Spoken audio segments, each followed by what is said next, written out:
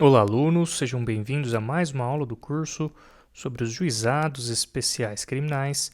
Na aula de hoje, estudaremos o parágrafo 1º-A do artigo 81 da Lei 9.099.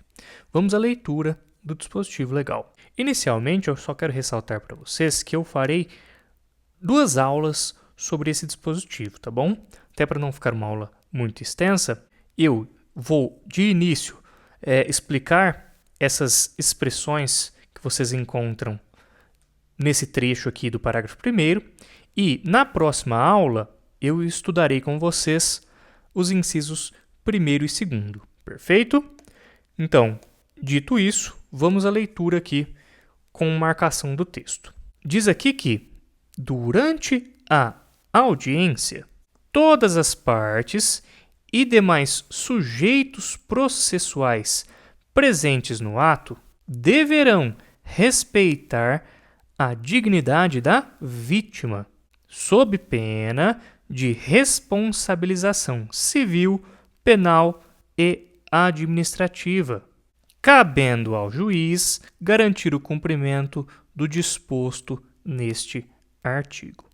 Ótimo, nós vamos parar por aqui e na próxima aula nós vemos os incisos 1º e 2º que tratam das vedações. Então vamos lá. Bom, de início aqui, nós percebemos que esse dispositivo começa falando a expressão durante a audiência. Isso evidencia que o legislador, com esse parágrafo 1º-A, está criando um dever processual referente a um comportamento que deve ser colocado em prática na audiência de instrução, tá certo? Durante a audiência. O legislador aqui está criando um dever processual que deve ser colocado em prática durante a audiência de instrução. E a quem se aplica esse dever processual? Esse dever processual se aplica a todas as partes e demais sujeitos processuais presentes no ato. Veja como essa expressão é ampla, é uma expressão bastante ampla, né? Todas as partes e demais sujeitos processuais presentes no ato. É tão ampla que abrange absolutamente toda e qualquer pessoa que estiver presente na audiência de instrução. Abrange aqui juiz, promotor, advogado, qualquer pessoa que estiver na audiência de instrução tem o dever legal de respeitar a dignidade da vítima. Sobre essa expressão aqui, deverão respeitar a dignidade da vítima, eu reservei esse texto para vocês. Vejam que busca-se proteger a dignidade da pessoa que está depondo. Essa pessoa, ela foi chamada para contribuir com o esclarecimento da verdade no processo e não pode ser ofendida no cumprimento dessa função. Então, pessoal, a questão é a seguinte: chamou a vítima ali para poder contribuir com o esclarecimento da verdade no processo. Essa pessoa já sofreu uma infração penal contra ela anteriormente. E aí, eu vou revitimizá-la? Será que eu vou tratá-la mal na audiência? Evidentemente que não, eu não quero revitimizar a pessoa que já sofreu anteriormente. Eu preciso tratá-la com dignidade, com respeito, tá? E embora aqui vocês veem, olha, que é usada a expressão vítima, aqui, mais para frente nós veremos em um dos incisos que também é feita menção à expressão testemunha, tá bom? Então, embora aqui nesse trecho estudado nós leiamos só a expressão vítima, como se só a dignidade da vítima tivesse que ser respeitada, não, evidentemente não é só a dignidade da vítima. Em específico aqui, o inciso 2º também cuida da vedação de comportamentos que possam afrontar a dignidade da testemunha, ok? Então, aqui nós vemos que busca-se proteger aquele que já foi vítima de um ato ilícito anterior, busca-se evitar a revitimização, mas isso não significa, evidentemente, que não podem ser feitos questionamentos e confrontamentos à pessoa que está depondo. Evidentemente que não há qualquer vedação para isso. A gente precisa tomar cuidado. Uma coisa é eu respeitar a dignidade da pessoa que está depondo. Outra coisa é eu ser proibido de confrontar ou questionar, não é isso? Ora, as partes, elas precisam fazer essas indagações. Imagina, por exemplo, o caso de uma pessoa que está mentindo em juízo. Se eu não puder questionar e confrontar o que essa pessoa está dizendo, a mentira vai prevalecer. Eu não posso proibir as partes de confrontarem, de questionarem, de mostrarem eventual contradição. Evidentemente que não é isso que esse parágrafo 1º está dispondo. A questão é a seguinte: esses confrontamentos eles são lícitos desde que sejam feitos de forma urbana e racional. Então, é necessário tratar o outro com urbanidade. É necessário fazer os questionamentos de uma forma lógica e racional. Se eu fizer os questionamentos de forma lógica e racional e de forma respeitosa, eu evidentemente posso levantar as contradições da vítima ou da testemunha, eu posso questionar o que foi dito, eu posso confrontar o que foi dito, mas sempre com sabedoria e de forma respeitosa, tá certo?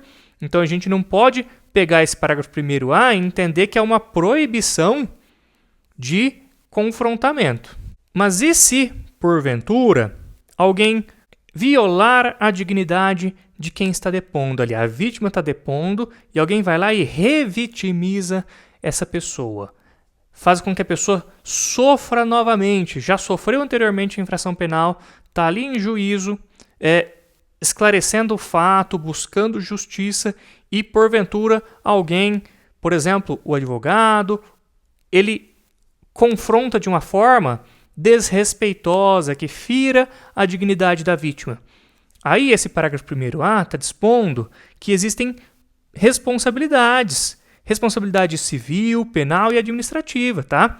Então, o descumprimento desse dever processual, que foi aqui criado nesse parágrafo 1º-A, ele pode ensejar punições nas esferas civil, criminal e administrativa, ok? Pode ensejar punições nessas 3 esferas. Na esfera civil, por exemplo, isso pode ensejar uma indenização, por exemplo, né? Não é algo automático, mas é necessário ver caso a caso. Uma possibilidade é eventualmente uma indenização. Na esfera penal, eventualmente, desde que haja tipicidade penal, pode haver a prática de uma infração penal.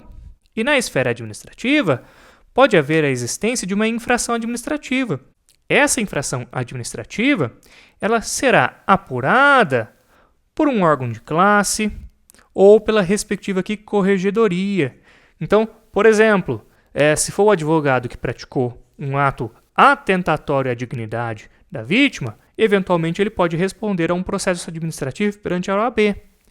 Por outro lado, por exemplo, se foi o juiz ou se foi o promotor que eventualmente atentaram contra a dignidade da vítima, na esfera administrativa eles podem responder perante a sua corregedoria. Então, o que esse dispositivo aqui está trazendo é que há consequências civis, penais e administrativas pelo descumprimento deste dever processual. Claro que é necessário que aquele comportamento, necessariamente aqui, ele se amolde a um tipo penal para ser uma infração penal, ou que se amolde a um comportamento que é punido como infração administrativa, para que seja punido na área administrativa, evidentemente que tem que haver essa perfeita correlação, né? Senão não tem punição nenhuma.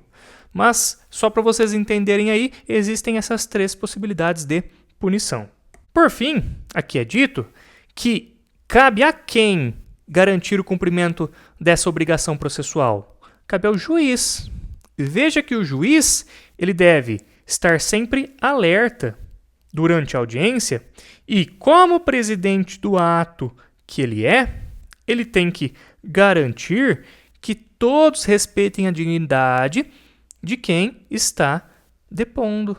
O juiz tem o dever de garantir o cumprimento desse dever processual aqui, por todas as partes. Então, ele vai fiscalizar isso durante a audiência e, se for o caso, vai indeferir uma pergunta, por exemplo, certo? Então, ele vai conduzir a audiência como presidente para o fim de respeitar a dignidade da vítima e evitar aqui uma revitimização. Bom, o que eu queria trazer sobre esse trecho aqui do parágrafo 1º era isso, tá? Depois, na próxima aula, pretendemos aqui estudar os incisos 1º e 2º. Espero que vocês tenham gostado da aula e nos vemos no próximo vídeo.